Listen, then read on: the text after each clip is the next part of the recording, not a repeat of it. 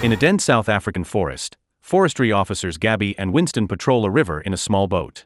Gabby launches her drone to survey the canopy, but a man on the riverbank strikes it from the air. The drone crashes and breaks. Gabby sees the man is a local with little understanding of technology. Because the drone is expensive, she decides to recover it. Winston stays with their gear while she goes after it. From that quiet moment, the forest begins to reveal its true power. This is Gaia. Farther away, two mud-covered hunters set animal traps. They enter an area thick with floating spores and quickly cover their noses. They know the danger of the airborne fungus. After gathering food, they head home. While searching for the drone, Gabby senses movement in the bushes. Fear rises and she steps into a hidden trap. The steel jaws cut deep into her leg.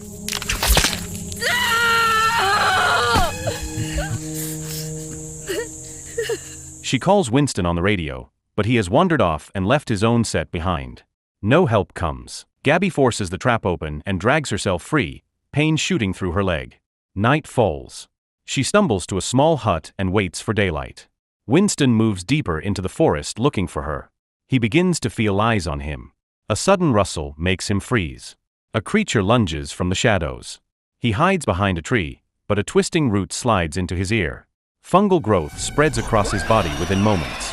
Inside the hut, Gabby drifts into uneasy sleep and dreams of mushrooms sprouting from her arm. She wakes with a start. Two local men enter, but they mean no harm. They clean her wound and offer food. The older man, Berend, speaks of his son Stefan, a quiet youth who has never left the forest or made friends. Gabby, sensing a bond, tells Stefan about her life in the city.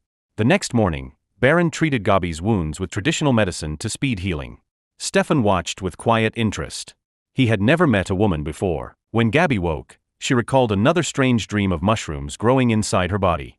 The repeated visions unsettled her and raised questions she could not answer. Hoping for help, she tried to reach Winston on the radio. Only an eerie sound came through. While Berend and Stefan hunted, Gabby built a smoke signal to guide Winston. During the work, she found a photograph of a woman hidden under the floorboards. Before she could examine it, Berend returned. She quickly replaced the picture. He scolded her for risking a fire and warned her to be careful. When she said she wanted to go home, he agreed to take her back the next day after gathering supplies. That night, curiosity pushed her to ask about the woman in the photograph and their life in the forest. Berend explained he had once been a plant pathology scientist in the city. The woman was Elaine, his wife and Stefan's mother, who died of bone cancer 13 years earlier. When doctors said the illness could not be treated, Elaine chose to spend her remaining time in the forest where they had first met during research. Berend told of meeting a deity during those years. He claimed this being gave him knowledge, including an herbal remedy that healed wounds fast, the same treatment used on Gabby. Yet he withheld details about the strange mushrooms linked to Winston's death. Later that night, Berend woke Gabby and signaled for silence. Stefan armed himself. Something was outside. A fungus-infected zombie forced its way toward the hut.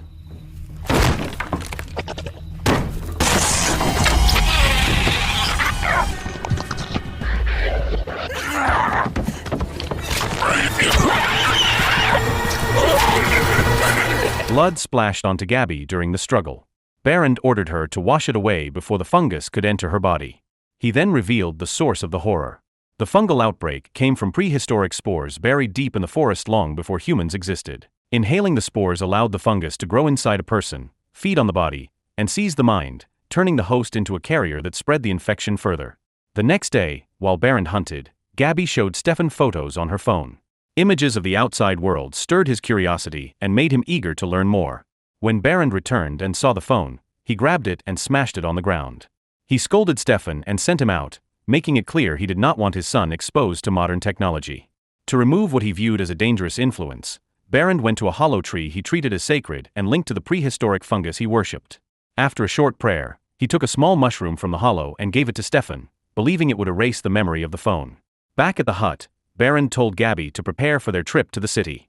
Before leaving, Stefan hugged her, unwilling to let her go. Gabby promised to return, though she knew she might never see him again. As they traveled through the forest, Gabby asked why Berend and Stefan had not turned into fungal zombies despite years of exposure. Berend said they were already infected but gave no reason for their resistance. Soon Gabby spotted Winston's flashlight on the ground. They followed a trail and found him covered in fungi but still moving, proof he had become a fungal zombie.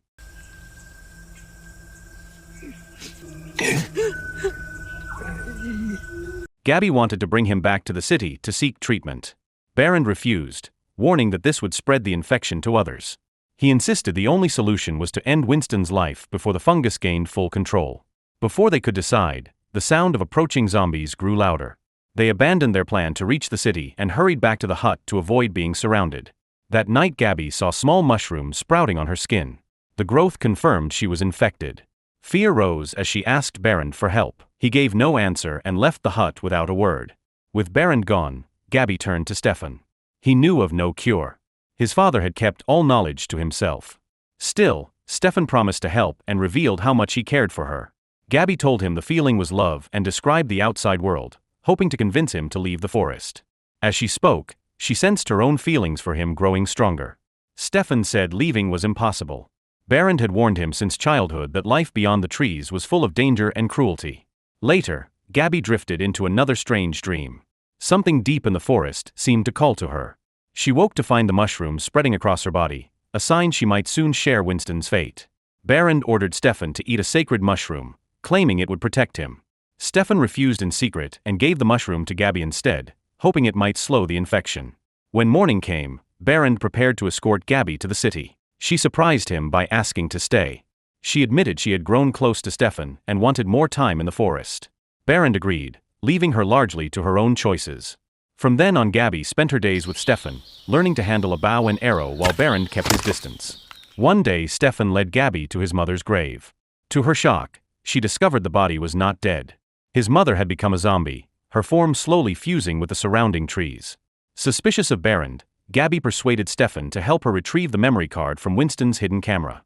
When they reviewed the footage, they found a clear image of Berend near the spot where Winston's body was discovered. Gabby concluded that Winston's death was not caused by a zombie attack. The camera suggested Berend had struck while Winston was asleep or resting, since the zombies were blind and only reacted to sound. Her doubts deepened as Berend spoke of an approaching apocalypse and a deity that would save him and Stefan. Determined to learn more, Gabby asked to see the god he mentioned. Berend agreed and led her through a ritual. He blew a strange fungal powder into her face, and she collapsed. Gabby entered a vivid dream where a massive tree called to her. The vision felt endless yet calm. When she awoke, Berend said only 15 minutes had passed. The dream's length and intensity convinced her the spores were hallucinogenic. She began to connect the events. Berend had likely lost his mind after his wife succumbed to the fungus. Despite her fear, Gabby could not abandon Stefan. That night, while Berend was away, she urged him to escape with her. As they moved through the forest, they met Berend on the path. Gabby pleaded with Stefan to leave and warned that his father had gone mad. Berend spoke of his late wife, and Stefan hesitated. Caught between loyalty to his father and the unknown world outside the forest, he chose to stay.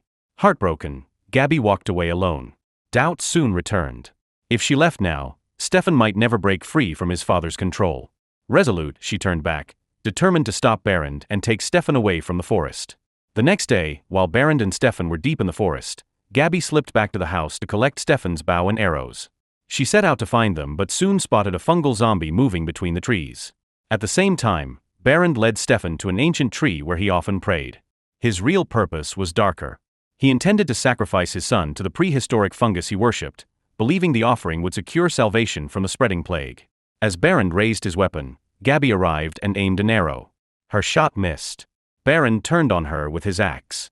Stefan stepped between them, trying to stop his father. The noise drew nearby fungal zombies that began to close in. Stefan fought the approaching creatures while Gabby faced Berend. Berend lunged at her. Stefan made a desperate choice and struck his father to save her. He and Gabby ran back to the house before the horde could surround them.